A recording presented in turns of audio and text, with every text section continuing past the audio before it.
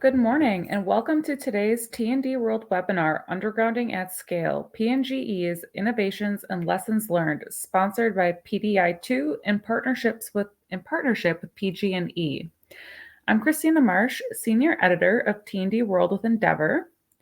To begin, let me explain how you can participate in today's presentation.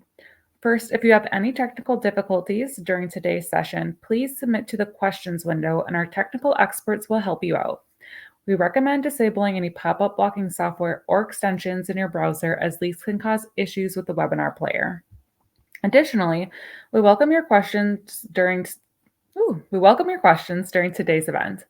We will answer as many questions as possible during the Q&A session that will follow the main presentation, but please feel free to send in your questions at any time. To do so, simply type your questions into the question window on the side of your screen and hit the submit button. To refer a colleague to today's discussion, share it on social media, or access event resources, click the icons on the left side rail of your screen. To resize your windows for a better view, click on the upper right-hand corner to enlarge your screen. Also, please be aware that today's session is being recorded and will be available on the T&D World website within the next 24 hours. You'll be notified via email when the archive is available. All right, Mike? Christina, good. Hello, everybody. And you'll hear a little bit of background noise here because I am in an airport. But great to be here. This is a fascinating webinar. Really excited to have Pacific Gas and Electric with us today. I just wanted to tell everybody the Power Delivery Intelligence Initiative is a group of contractors and consultants and vendors, equipment manufacturers, cable vendors that advocate for underground. And so here we're going to talk about underground, something that PG&E has been involved in for many years, especially in the last 3 years when they committed to spend $15 to $30 billion on undergrounding, at least 10% of their system. With us today is Trevor Fulks, and Trevor's going to take us through a really great slide deck. And Trevor, just give us a brief hello, if you would, and then I'll hand it off to you. Hello, everyone. Trevor Fulks, Senior Manager of Strategy, Innovation, and Partnership at PG&E. All right, so Trevor's going to take it away. He's got a lot of slides. Be sure, like Christina said, to send in your questions. We'll see if we can get to them, but he's got a big deck here with some fascinating pictures I think you're going to be intrigued by. So, Trevor Fulks, take it away. All right. Thanks again, Mike. Hello, everyone. Undergrounding at scale. The scale is the key piece here. Undergrounding itself, placing electrical lines underground is not a new thing. I learned at a lecture last week that that's been a thing that's been discussed and performed since the 1880s, since a big snowstorm in New York took down the very early electrical system there and they decided to underground. So undergrounding itself is not a new concept. What we're dealing with in this day and age is undergrounding at scale. And in particular in areas where we would not have thought to underground in the past. So with that, I'll get to the why. I think it's very important to understand why this change happened. Why are we doing this thing we have not done before? So we'll start there. What we have here is a map of California. As you can see there, the orange denotes the high fire risk areas in the state. And you'll notice that there is a large portion of the state that is at high risk for fire. California is a beautiful state, very varied landscape. In general, the high fire risk areas also follow some of our more spectacular topography in the state. So we're talking mountains, high valleys, beautiful forests. But you'll notice that that orange area basically forms a ring around the more populated areas of the state, which tend to be at lower altitude. So you've got basically an orange ring of fire threat area around a more clear ring where fires are less common or less of a hazard, but lots and lots of people live there. The why. So I think everybody's aware of the wildfires that we've had in California, some of them quite tragic, some of them linked to the fact that there were overhead power lines out in these high fire threat areas. I will say that the why goes beyond preventing fire because fire is bad.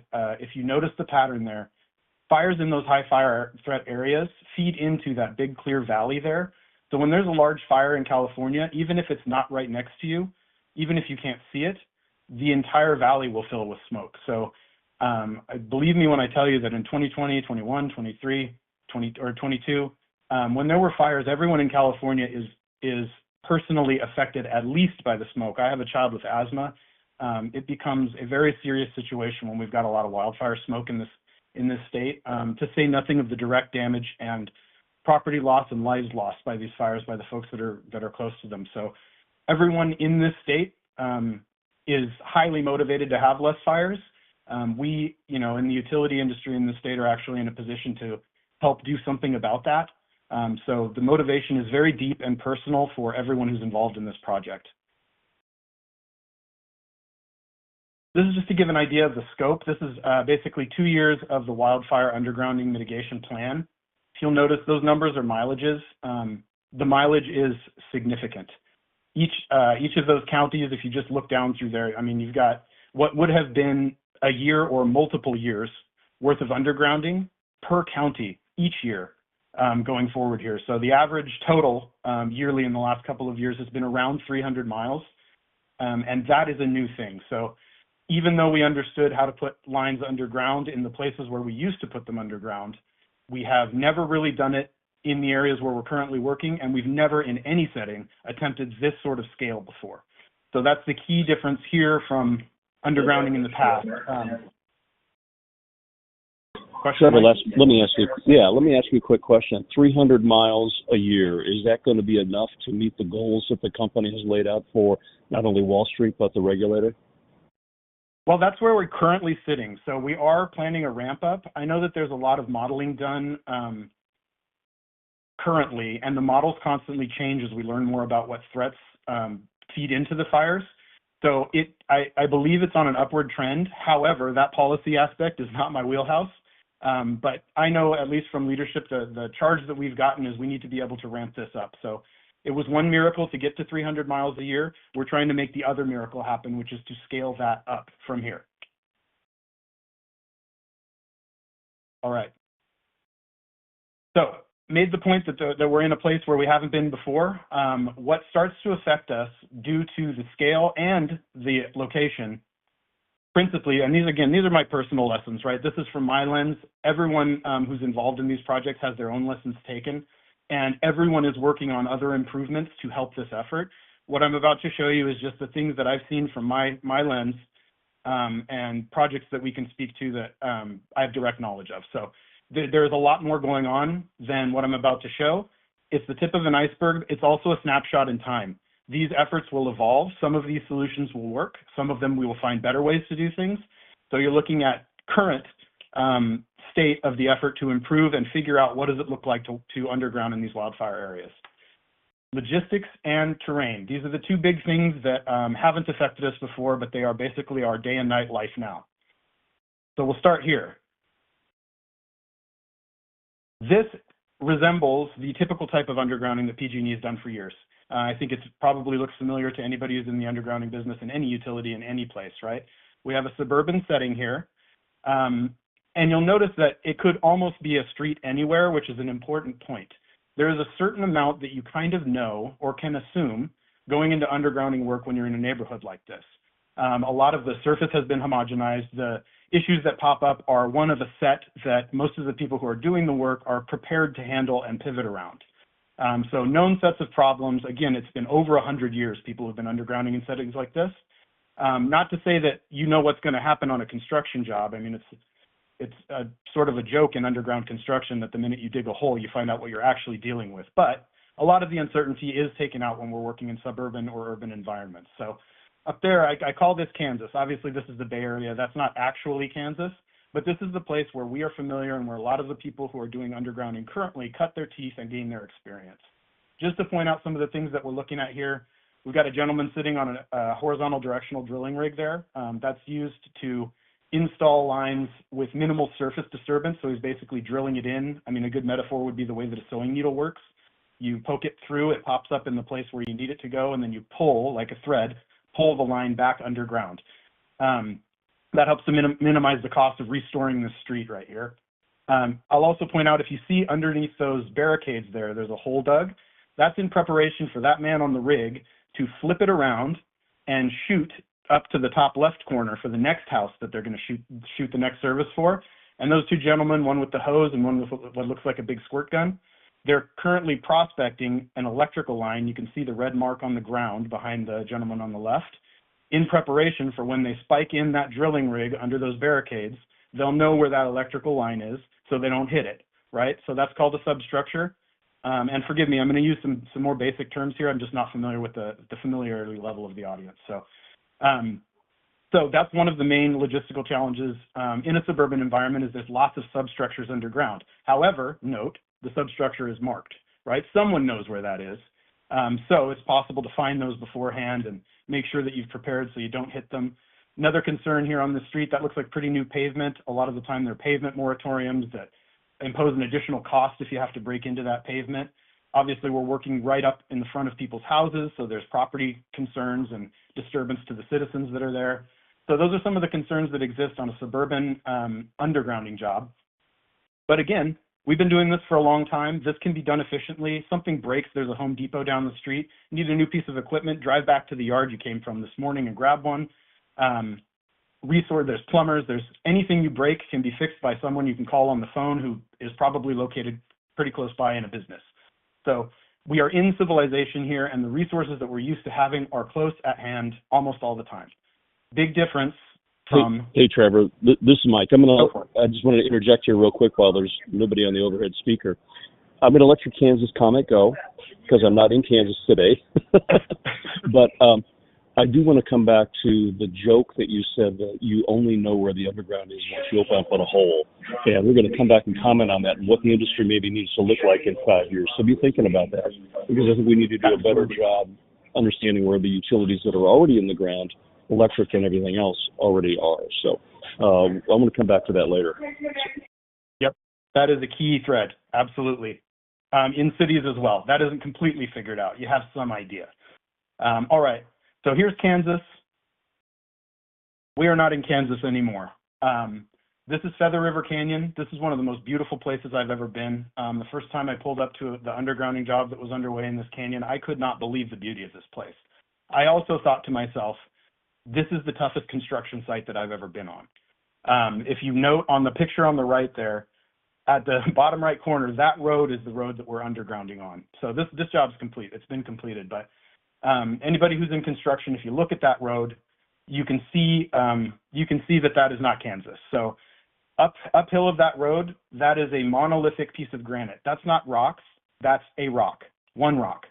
Downhill of the road, that's the blast rubble that they had to create when they blasted the road into the side of that cliff. So if you imagine if you're in the right lane of that road, you're dealing with monolithic granite, one piece, beautiful countertop quality white Sierra granite. If you're in the left lane of that road, you're dealing with beach ball to car-sized boulders that were created when they blasted it. Also, construction eyeballs will have spotted the train. There's a train track that goes up this canyon along with the highway, crisscrosses, you can see on the left. So we're in and out of areas where we have to interact with the railroad. We had to cross that large bridge on the top. Bridge crossings themselves are a tough project. And if you're wondering where is the existing line in this picture, on the picture on the left, this is going to be very hard to spot. But if you look at that brown mountain in the background, down toward the right side of it, there's a little bump. And on top of that, you can barely see a couple of transmission towers. There's also a distribution pole line up there. So that's the line we're replacing by going along this road. Also note that pretty river there, the Feather River, is a source of drinking water for millions of people. So very environmentally sensitive. Absolutely tough terrain conditions. This road, you're in this canyon for approximately an hour when you're traveling uphill up into Plumas County. So not only are you having to navigate a 2-lane road with absolutely no detours available, so we're shutting down traffic if we're taking more than one lane, and we're slowing it down even when we take one lane. This road is also the way you get to all of the other undergrounding jobs that we also had to do. They're uphill of this. So not only are we disturbing the local communities' access to their homes and their path to get to resources that are down in the valley, we are also in our own way for all of the other construction jobs that are uphill of this. So major logistical issue, major terrain issues. This is an extreme example. They're not all this bad, but I figured there was enough of the challenges in one or two photos here to make the point. So, all right, we'll go to the next one here. This is another one. Again, this is not the average job up in the mountains, but it's emblematic of several things. So this is Mount Huff. Mount Huff is again, in a beautiful sort of high altitude valley. There are people that live down in that valley. There's ranch properties, plenty of homestead sort of things. And the task for this job was to get an old cable that was direct buried back in the 70s and served some of these customers at the very top of the mountain, down the mountain. And if you look down in the valley in the shot to the right, you can barely see a road that travels in front of that black hill in the background. That's the target. So from the top of the mountain to the bottom. And just to go through what's up on that hill and why it's so important, we've got a cell phone and communications repeater up there. That's, you know, everyone in that area is depending on things like that to have actual connection to the internet and cell phone networks. To the left, we've got a research station that's operated by a university downhill. Below that, we've got a fire watch tower, which is extremely important. It's continuously manned, and that's so that we can keep an eye on, not us, I think it's Department of Forestry, actually, not ag, but continuously manned. There's someone up there all the time with binoculars. They sleep up there, and they keep an eye out for any signs, early signs of fire. And then at the bottom, we've got a CHP radio repeater, again, crucial to the operation of law enforcement and any sort of emergency resources that would be needed up there. So this is a non-optional mountaintop station. It needs to be operating for multiple reasons to make this terrain a place where humans can live. So, all right. Obviously, these are new challenges. Like I said, I was gobsmacked when I first went up to these jobs at the amount of challenges that we just do not face in our normal Kansas version, apologies, Mike, of undergrounding in suburban and urban environments. This map's a little bit emblematic of that. You can see the topography is fairly varied. You're going up, you're going down, you're crossing streams, creeks, rivers, and the color coding there denotes different types of geology. So not only are you dealing with the terrain, the water crossings, but what's in the ground is going to change substantially depending on what part of that job you're on. This one, we're looking at about 10 separate jobs here on a circuit. And so the reaction to seeing the challenges of that terrain was, right, obviously, the first thought that will occur to you is we've got to plan. Like, there needs to be planning to be able to tackle these jobs. If we send that crew in the first picture out to do these jobs, they will be able to open up the ground and discover whatever nightmare or tough challenge is in that ground. But that's the most expensive way to discover anything about an undergrounding job, is to have your crew, your install crew, dig a hole and find out what's down there, right? You've paid full price for install, and what you've actually got is just a little bit of scouting out of that. And then you're going to have to pivot. So planning is obviously key. And it was obvious from the get-go that that would need to be a big emphasis. So one of the things that we've done, California, again, I'll touch on this. Everyone knows about the gold rush. We've got a lot of old mining communities up here, and mining produced a lot of industrial pollutants back in the day, the way we used to do it. And also just mining in general is going to free up minerals that are in the ground. In California, there's naturally occurring asbestos. We've got naturally occurring arsenic. We've got tons of lead, which was really handy to mine back in the day. So not only are we dealing with different geologies and types of terrain that we need to get through, but also the dirt itself sometimes is something that we need to treat very carefully, right? Because where it is now is not hurting anyone. But if we pile that up and start hauling truckloads of arsenic-laden dirt around, that becomes its own logistical challenge and cost. And again, I noted that just to access this area, you're up a thin road, and the more trucks that you put on that road, the more you're impacting the environment, the more you're impacting the road itself, the local communities, and the counties that have to maintain the roads. So that's a key thread through this, is that those logistics not only cost money, but they also have negative impact on the entire area and make it harder to do our own work because we're in our own way on limited paths of access. So again, I said it was obvious from the get-go that we would need to plan. So, oops, I used the wrong button. Here we go. So we knew we've got pollutants in the ground, and we've got different types of geology. So the conclusion from that is, okay, well, let's get out there ahead of time. We need to sample that soil, and we need to see what we're dealing with as far as any sort of toxic heavy metals or anything like that. We also need to know what's in the ground as far as geology goes. So we tasked, this wasn't something we did standard as part of distribution undergrounding, but we started to get requests for, like, hey, we need to sample this. Hey, we need to know the geology here. Like, we're running into problems we didn't anticipate. So we set up a system whereby once we identify circuits that are going to be undergrounded at all before we even really get to design, when we just basically know where the target area is. We start soil sampling so that the information that comes out of the soil sampling can be used in design. We can avoid problem areas and or use installation methods that disturb less soil and require less soil to be hauled out, so that we're not all of a sudden in charge of hundreds and hundreds and hundreds of yards of toxic soil. So soil sampling was an easy one. Geotech report, obviously that tells us the type of dirt we're dealing with, or if there's dirt at all.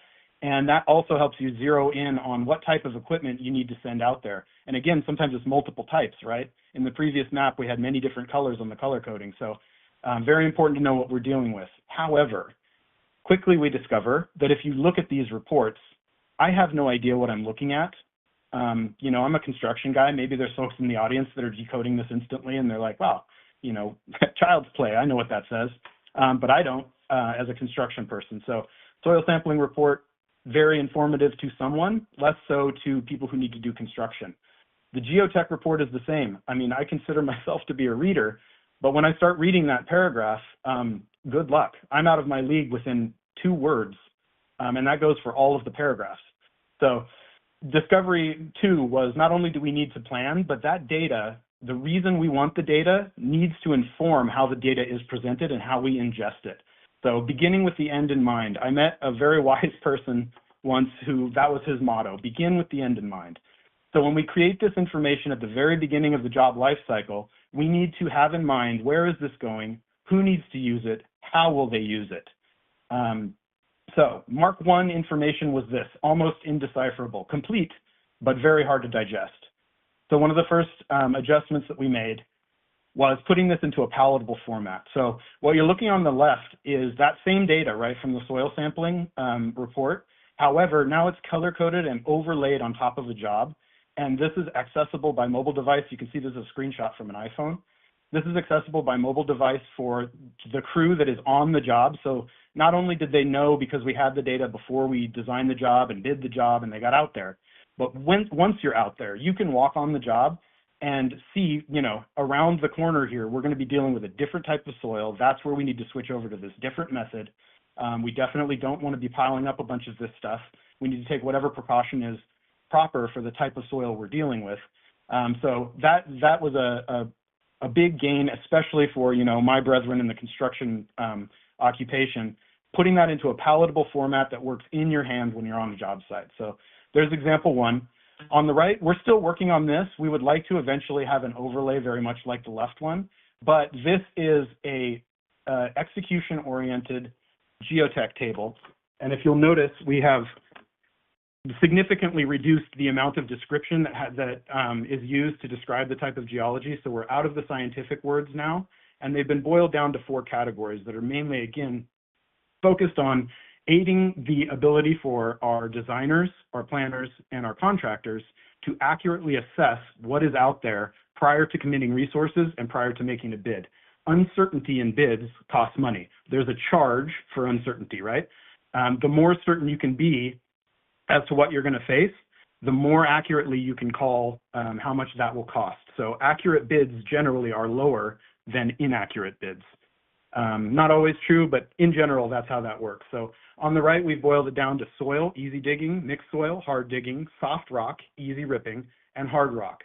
And then we have it organized by phase. So the hope with this one is that this report, especially on the way into a bidding process, gives a pretty quick glance at what type of job is each of these phases. You can also note that even if you just look at the first 2 rows there, between 2 phases of the same job, which touch each other, the geological conditions vary fairly drastically.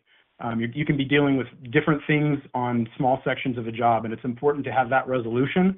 So again, that we're sending out the equipment we need the first time and not extra equipment. And again, we're working to get go ahead, Mike. Yeah, I was going to say, comment, if you would, about contractors and how they've embraced the program and how you guys have decided to best engage with them. Since there's risk, there's some uncertainty here and there, how do you engage with these contractors? What kinds of contracts do you use with them? So we've been doing some experimentation. Again, I'm out of my wheelhouse, so I'll comment minimally. We've been doing some experimentation. We started with a unit-based pricing structure, which works more in a suburban area, like this many feet of trench costs this per foot. Install of one box costs this much per box. But again, when your conditions are so varied, it's very hard to put a price tag. The left and right end of the bell curve on cost for something as simple as putting an enclosure in the ground, the bell curve is so wide that your high end is drastically different than your average, and so is your low end. So an average is much less useful in that kind of a case, and unit-based billing usually points you toward like trying to accurately call an average cost. Again, with conditions this variable, we really want to actually hit accuracy. Average is not a super useful concept when the conditions are this varied. So the way that we have evolved that, we're experimenting now with lump sum bids, where we basically have a set of jobs in a particular area. We do our absolute best to provide this kind of information ahead of time to allow the contractors to see what they're actually facing, and in the hopes that we arrive at, a price that does not involve the uncertainty premium, or at least minimizes it. So we're heading that way, but again, we're still working to provide the best information. This is new stuff, and the contractors feed back to us extremely useful information. They're a wealth of information. So it's impossible to actually think up all of the things that could go wrong or right out on these jobs.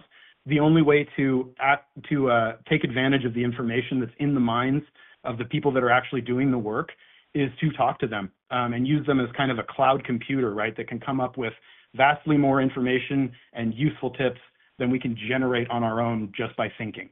So yeah.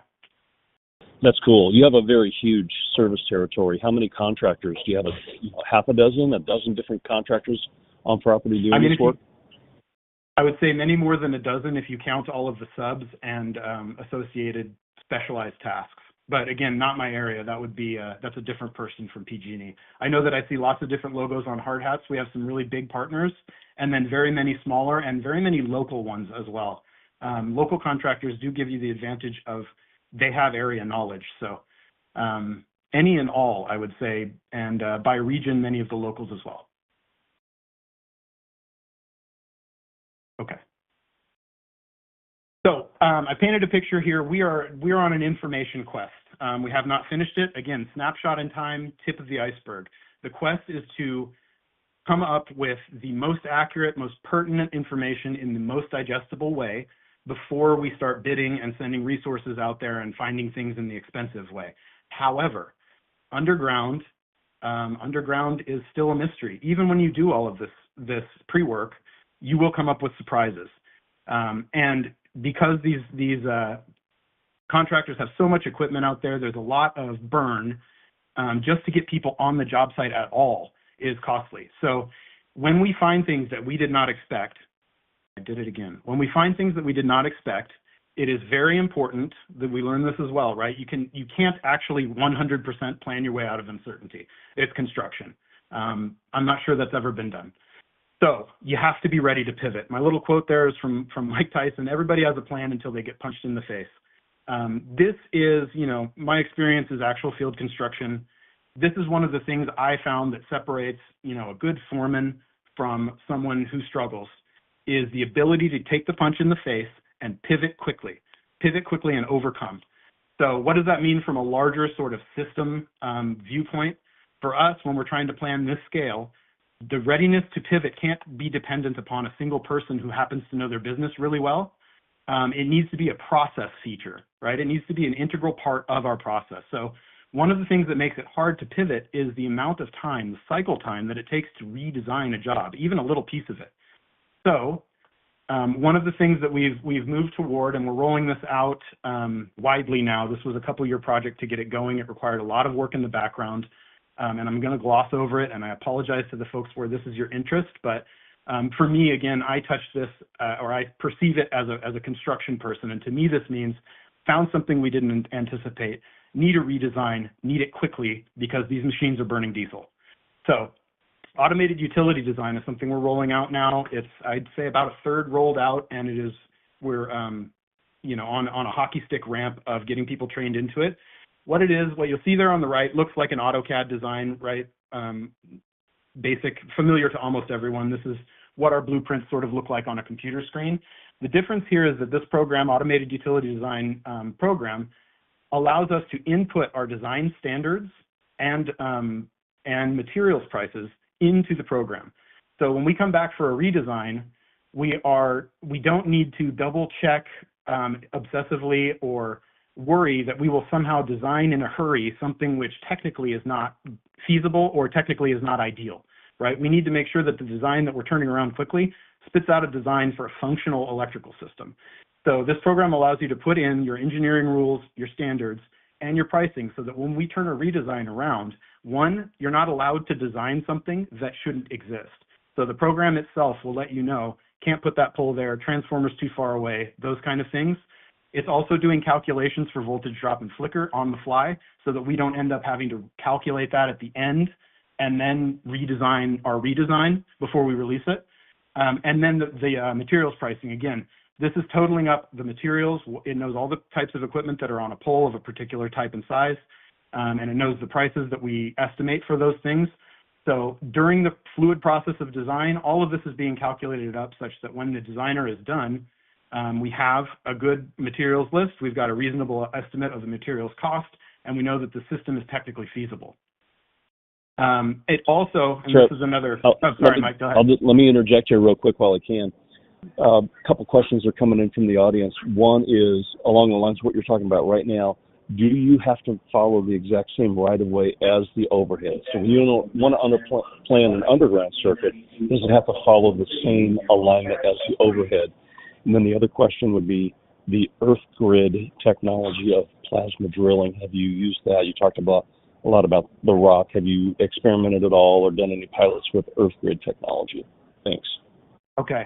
So two questions there. One, overhead allows you to build in areas that are impassable. I pointed out, remember the pole line was up on the top of a mountain. If you're coming in with a helicopter and dropping poles and stringing overhead wire, top of a mountain ain't a bad place to do it. It's going to be clear of obstructions in general. Obviously, we've got trees, but what you have to bring to a job site in order to put in overhead is vastly different than the equipment you need to get in there to move dirt. So in general, the overhead alignments, some of them work. We still would need usually to obtain easements anyway because the easement type is not the same type you would need for undergrounding. But in general, the task of getting the earth moving equipment there and working in a linear fashion, rather than sort of dropping dots and connecting them, we really need to have control, operational control of the entire path in order to put in the undergrounding. So very often the overhead alignments are not viable sites for undergrounding. They'll cross a canyon 500 feet off the ground, right? So we're adapting there where we can use them, we do. But a lot of the time we're trying to follow topography much more closely than overhead is required to do. But we are working on that problem. And then I will mention that the easement issue, getting new easements is an absolutely core challenge for this type of work. I'll touch on it a little, but again, that's sort of that's a wheelhouse that isn't mine. But I can speak to it from a construction perspective where it causes issues and what we're trying to do to get around that. That's later in the deck. All right, so I think I've said my piece on automated utility design. We are seeing, the one last thing I wanted to touch on here. From a construction perspective, I remember getting prints for jobs, and it was almost like evaluating fine art. Like I had favorite estimators. You know, you would get one set of prints and you'd be like, wow, this lady's my favorite. She's like, she's like the Van Gogh of prints. Like everything you need is there. Everything is clear. There's little deciphering. And when I'm, sweating drops on my print in the pickup truck when it's 100 degrees outside, I don't have to sit here and decode it. Great print, right? And then sometimes you would get prints where you're like, this is not exactly easily digestible. Again, data digestibility applies to paper as well. So what I'm getting at is when it's a very human process to make the design, it is a very human result, meaning highly varied. You get, again, a bell curve of quality. Some are great, some not so great. There's an average. What automated utility design allowed us to do is standardize that output, which again is very hard to quantify the benefit of that. But I can tell you when you get the Van Gogh of prints every time, that is going to have a program level impact on the efficiency of your construction. Again, I don't know, I'd struggle to be able to put a metric on that, but just intuitively as a construction person, I know that helps. So that is the side benefit we got from automated utility design is best practices become the standard, and that is the only thing you produce, best practice, design-wise. All right. Oh, sorry. EarthGrid was a question too. Yes, we have experimented with EarthGrid. That experimentation is not over. And there are many other companies that are also in that space working on, new types of terrain here. So yes, I won't go too deep into those particular pilots just because they're not in the deck right now. But yes, we have experimented with that, and we're interested in anyone's technology that can help to solve some of these challenges. All right. Tools in the tool belt. So a misconception that I see sometimes is that there's an answer to all of these things. Like there's one way that will solve these problems. It's just not true. Anyone who's ever built anything, I don't even care, if it's an IKEA desk, you're going to need more than one tool, right? There's at least 2 or 3 in that little package. So construction is the same. You got a lot of tools on your tool belt. It's heavy, and you're not going to use them all, but you carry the belt anyway so that you can at the right time. So I'm about to go into some construction methods that we're experimenting with. This is not all of the tools in the tool belt, but these are all tools in a tool belt. These are things we can deploy at the right time in the right place. None of them is the answer to everything. Each of them has a kryptonite, right? There's a kryptonite condition for all of these installation methods where it's just the wrong answer for that situation. So what we've talked about so far with standardized design and the data coming in early allows us to pick the correct tool. The ones I'm going to go through are just some of the ones that are current snapshot in time. These are the directions that we're looking to explore. Most of them have demonstrated success in the right conditions. So we're working through how do we know those conditions are correct? How do we resource those jobs properly far enough ahead of time so that we can cost them correctly as well? All right, we're going to get into the iron. This is some of my favorite stuff. First up, one-pass trencher. One of the things that can make an undergrounding job more affordable, and this goes for pipeline work, gas work, it goes for anything you're trying to put in the ground. When you have the right tool for the job, let that tool run. If it's parked, it's costing money. So the longer that you can, the longer you can allow the efficient tool in the right situation to operate, the better return you have on cost. And it's actually from a book I read in high school by Adam Smith, where he discussed nail making, how to make nails and how to make that more efficient. The old process in medieval times was one person makes the entire nail. So they have to, cut the metal, forge the point, make the head, and that is a very high-skilled process, which one person can be efficient at it, but it's hard to systematize. And what you can actually do is break those tasks down and then make each task as efficient as possible. So it moves from one station to the next. And what this evolved into, obviously, is what we all recognize with assembly lines in the modern times. You have the perfect tool for the perfect job at the right stage, and you minimize the amount of task switching that the operator of that tool has to do. So one person does not have to switch tasks. This applies to these trenching tools as well. The longer that trencher can run, the less times that crew needs to switch tasks, the more efficient you are. Your production goes up.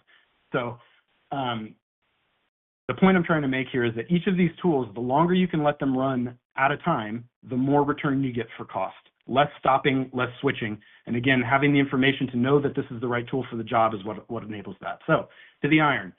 This is a one-pass trencher. On the picture to the right there, the red unit, the front is to the left of the picture where the reel is. That drives in front of the machine. The machine has a large, almost looks like a skill saw, like a big rock wheel on the back. And it is trenching with that. It's putting the spoil on the side of the trench and then feeding that cable in one step. So rather than an excavator coming through, one excavator comes by and digs the trench, then a pipe crew comes by, assembles the pipe, puts it in the ditch, and then a backfill crew comes by and backfills, right? That's a lot of task switching because in actual fact, those are all the same set of people on the crew. They're task switching for all of that, and there's time and cost associated with parking one thing and driving another thing out. So what we have is like a field deployed assembly line here. We've got our material, we've got our feed, we've got our digging, and we've got our install happening in one step. And I'll go ahead and go to the next picture.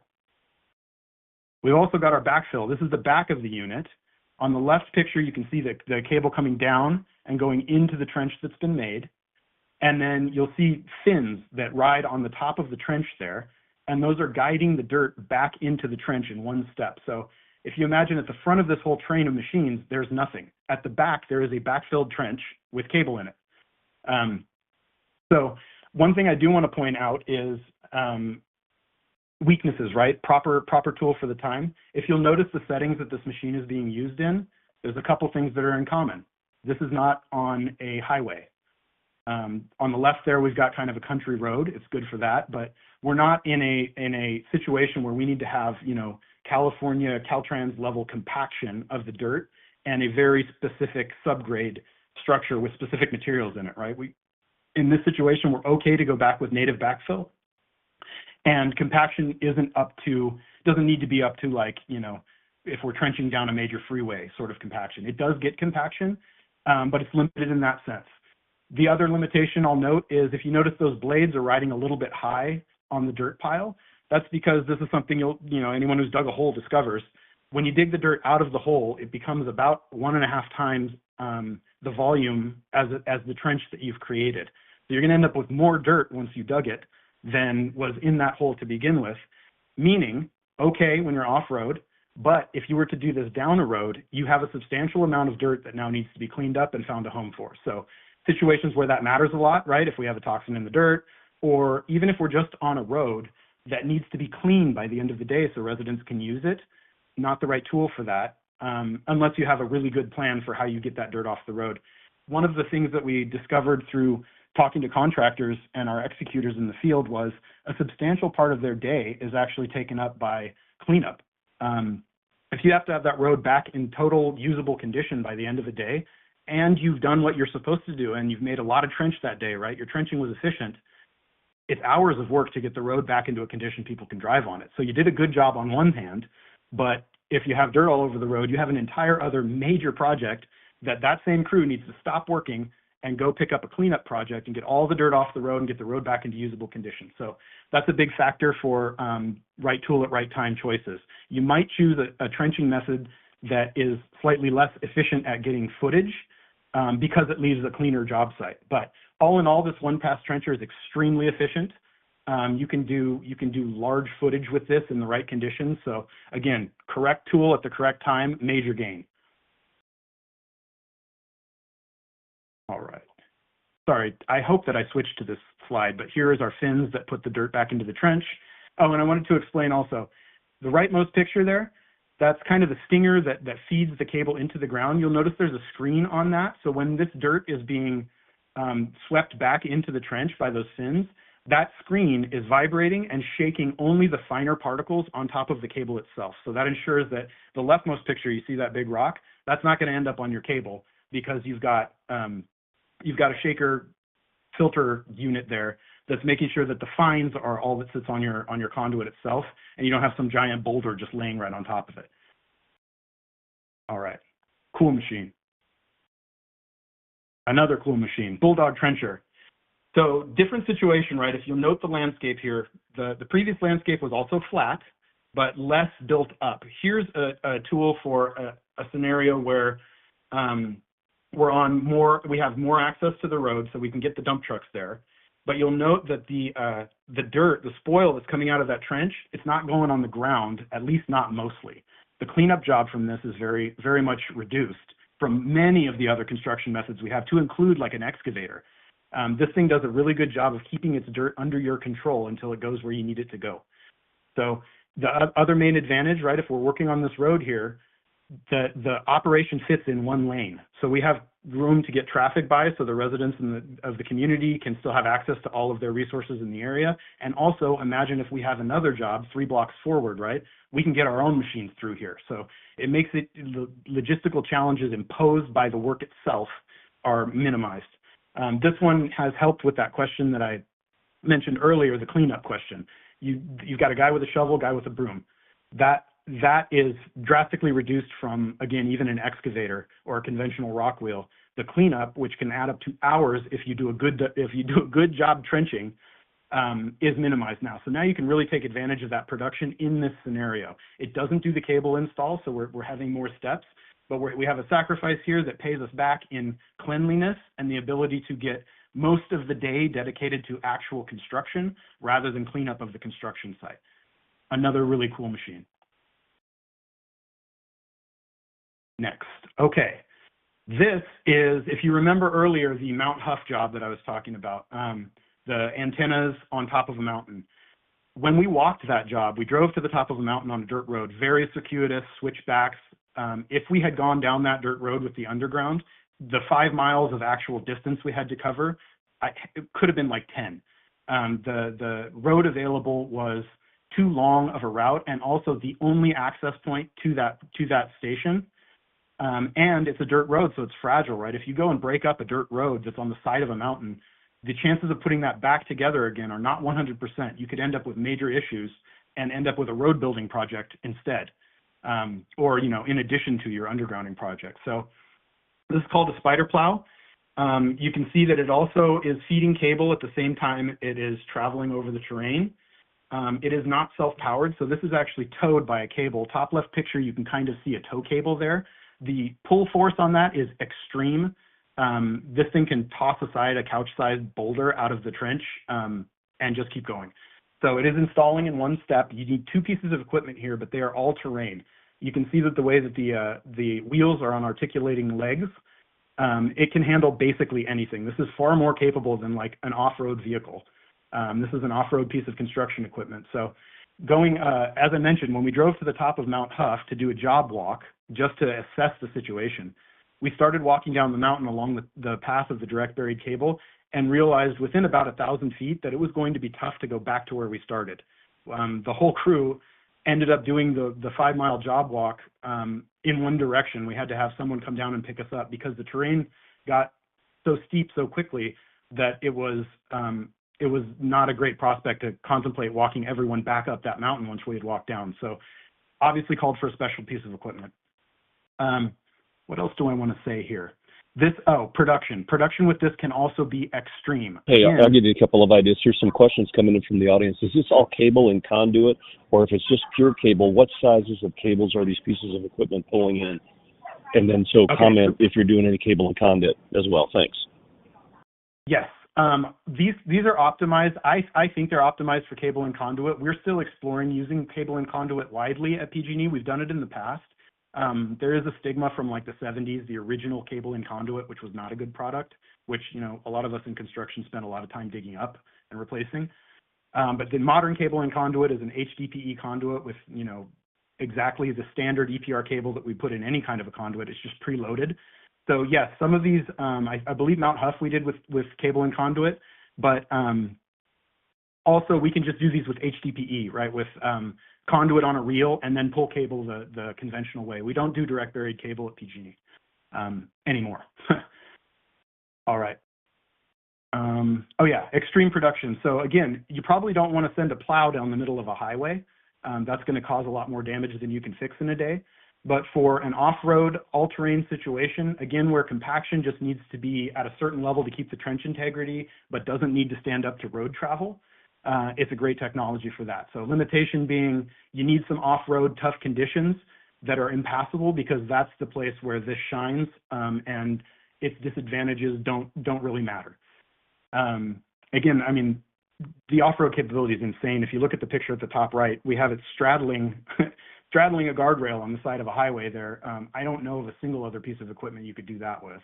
And then again, on a railroad easement, right, to stay out of the underlayment for the railroad, it can be perched up on a 45-degree slope there and still get the cable in the ground.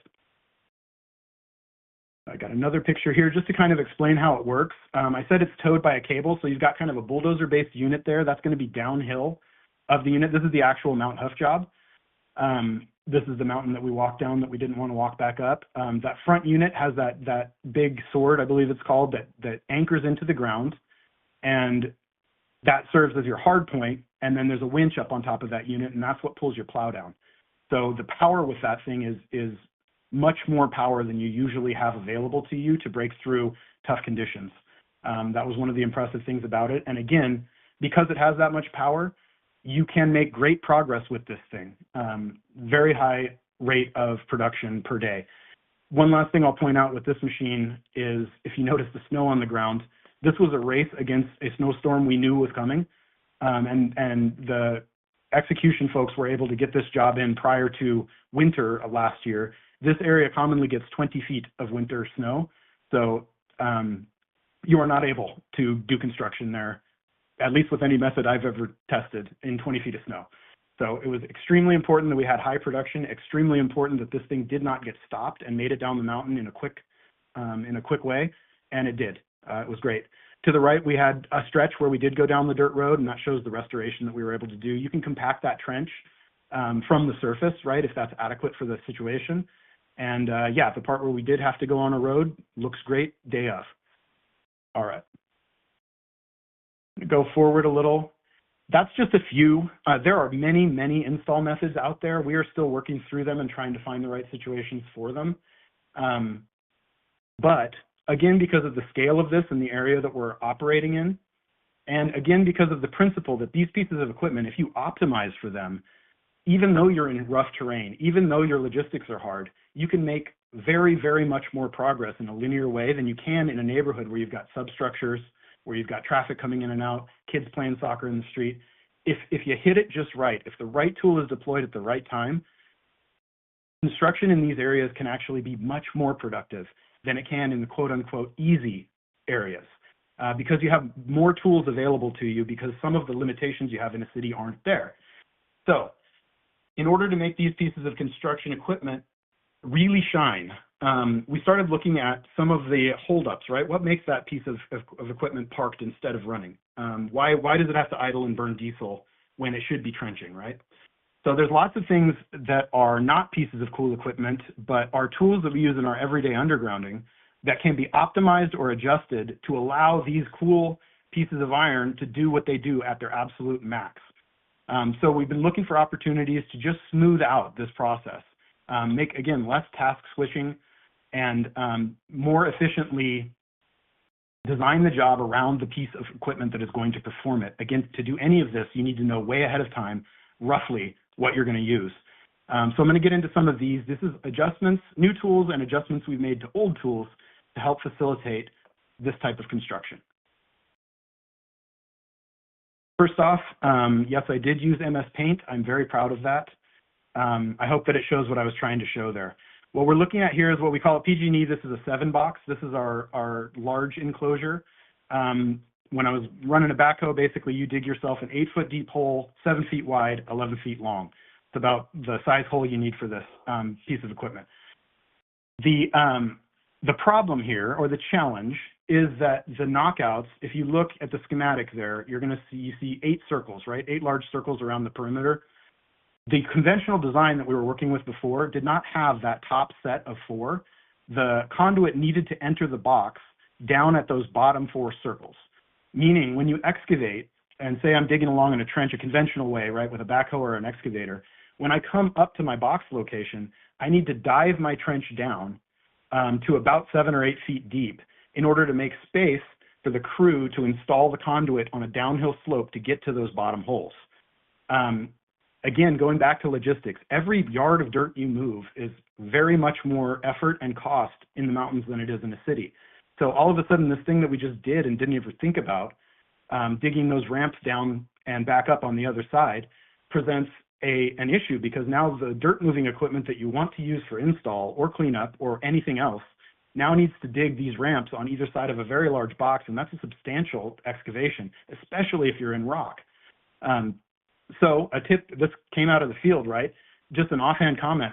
Wouldn't it be nice if the holes were at the same level of the trench? You know, light bulb. So we checked with our linemen, our SMEs, on the actual stuff that goes in the box, right? The cable and the equipment. This is not my area of expertise. Again, I'm the construction guy. I build what it says. And what goes on in the box, it's very important that you have workspace that your equipment can fit, and the cable routing is important. If you imagine like behind your VCR or your stereo, some people are obsessive about that and they've got it all neat. And then some people have, you know, knots, you know, tangles, and it takes up way more space than it should. So it's very important that the inside of that box is set up the way that the linemen need it to be set up for their safety and for the ability to actually do work. So we had to double check with them. If we have, you know, a junction box where it's basically straight wire coming in and wire going out, can we wrap it in a way inside the box that still works for the linemen and have higher knockouts? The answer was yes. So we spec'd out a new design for the same box, and we're going to this new design basically we've just added holes, right? So we'll replace our old box design with this one. But what that does is give us the option, if you look at the right side, the trench and, you know, all of those cool pieces of trenching equipment, it can just drive through the location of the box. That trench can be the trench. You don't have, you know, a concurrent extra excavation and tons of extra dirt to move if the conduit can just enter at the level that it's at. It seems so simple. I was so surprised that it worked. I'm like, there has to be a reason we didn't do this. But no. So anyway, we've got prototype boxes on the way out. This is kind of bleeding edge stuff for our box design. Go ahead. Trevor, that is such a simple idea, and you'd be disappointed to know why that probably didn't happen for decades of time. We got about 5 minutes to the top of the hour. I think you're going to have to jump to a couple of slides, then we need to wrap it up. But a lot of rich content here. So just give us a couple more slides, and then let's have some conclusions. All right, here we go. Next slide. Mountains aren't flat. We had an issue leveling our lids on the same boxes because they don't have enough adjustment to follow slopes. We were custom pouring collars for them. That was expensive. We designed basically Lego pieces for different slopes. These go on top of the boxes and can level the lids in a variety of situations. So we have these coming out too. Makes it much simpler, no specialized crew needed. Ground level distribution system. This is an answer to areas where we can't dig at all. Culturally sensitive, extreme, you know, pollutants in the ground or whatever. Experimenting with tech validation with this. And this is a way to lay cable basically on top of the ground or flush with the ground in areas where moving dirt at all is prohibitive. Next, we briefly touched on easements. This is a phone mobile-based application. If you look at those two pad-mounted enclosures there, the one on the left is not real. What this allows us to do is take an iPad into someone's home and point it at their yard and move our equipment around to show them what it will look like on their property when the job is complete. This is all directed toward gaining easements as quickly as possible so that nobody's surprised by what we built. This one I think is very important. Logistics loops. I should have put this earlier in the deck. Backfill for the trenches. Hauling dirt in and out is nearly cost prohibitive for some of these jobs. So what we want to do is anytime we have a line of trucks coming to the job and a line of trucks leaving the job, if we can close that loop, turn it into a loop so that we're not having to access the outside world, it's a major win. So what this is native slurry backfill. We take the native dirt that comes out. The trick is you have to have very robust soil science, but you can custom design a cementatious slurry mix such that you can use the dirt that was on site as a slurry backfill. And it's produced, if I go back, if you look at the bottom two pictures there, the dirt goes through a shaker bucket directly into a volumetric mixer, which is then producing the custom mix. So double handling is reduced. You can do this on the side of a trench if you need to. Dirt comes out, cement slurry goes back in. And we can nail different PSI specs as needed with the soil science. Griffin Soil is a partner for that. They've been very helpful, and it's opened up a lot of possibilities out in the woods. Mud recycling. I didn't even touch on HDD drilling, but one of the major logistic challenges with that out in the woods is the fact that the mud that is produced needs to be hauled away, at least in California. So mobile recycling yards, we've been using those to process the mud back into dry dirt and clean water. The major challenge with that is we have to know exactly the mix of the drilling mud that goes into the machine to have the machine configured correctly. So still experimenting, but I would say if someone wanted to strike in this direction, it's important to control the input to the machine because different types of mud require different types of processing. We're still working on this one. Final thoughts here, I'll make it real quick. GIS workflows are coming. All of this will evolve, and the amount of information that we can gather and then present to every single person in the chain is raising at a crazy rate. So my final thought is this will get better and better and better. We don't know how 21st century rural undergrounding looks yet, but we're all going to discover that together. And that's it. I'll cut myself off there. Thank you. Well, that is outstanding. And I'll just tell you what, I'm really looking forward to seeing you at T&D Live. We have a session on underground innovation, and you talked about some really very interesting, innovative things. So really glad to have you share this. This will be archived. I'm sure Christina will tell about it. Trevor, give us just where are we going to be? I want to know where we're going to be in 5 years. We don't have any time for that. What are the first three things I need to do if I'm going to start an underground program? So you've learned a lot, and then let's say I'm just on the cusp of starting a big underground program. what 3 things do I need to do as your concluding remarks, if you would, please? 1, use the cloud computer that's out there. There are lots of companies working on these efforts in different states.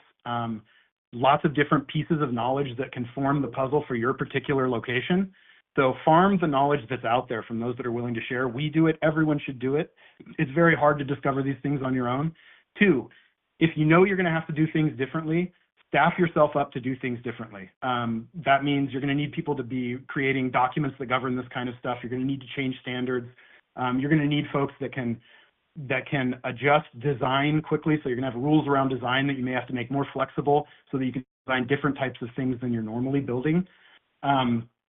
3, I would say, just remain open to brand new stuff. Like I said, we don't know how this actually looks. We are currently in the phase where we are adapting the way that we've done things before. Brand new ideas are springing up. I've seen presentations on them. It may not look anything like this in 5 years. We don't know. So remain open to new ideas and staff yourself to be able to adopt them at scale. Those would be my 3 things. I'm 100% with you on that. There are new things coming up on the horizon here very, very soon. When you're spending billions of dollars undergrounding systems, it's going to open up a lot of opportunity. Hey, Trevor Fulks from PG&E, great job. Thank you so much. I look forward to seeing you here in Phoenix. And I'd just like to say, on behalf of the Power Delivery Intelligence Initiative, thank you very much for listening today. And I'll turn it back to you, Christina. Thank you. All right. So unfortunately, we've run out of time. For those questions we did not have time to answer, we will be getting back to you via email. With that will conclude today's presentation. On behalf of T&D World, I'd like to thank Mike, Trevor, PDI2, and PG&E for sponsoring today's webinar. And of course, all of you for joining. Thank you again for attending and have a great rest of the day.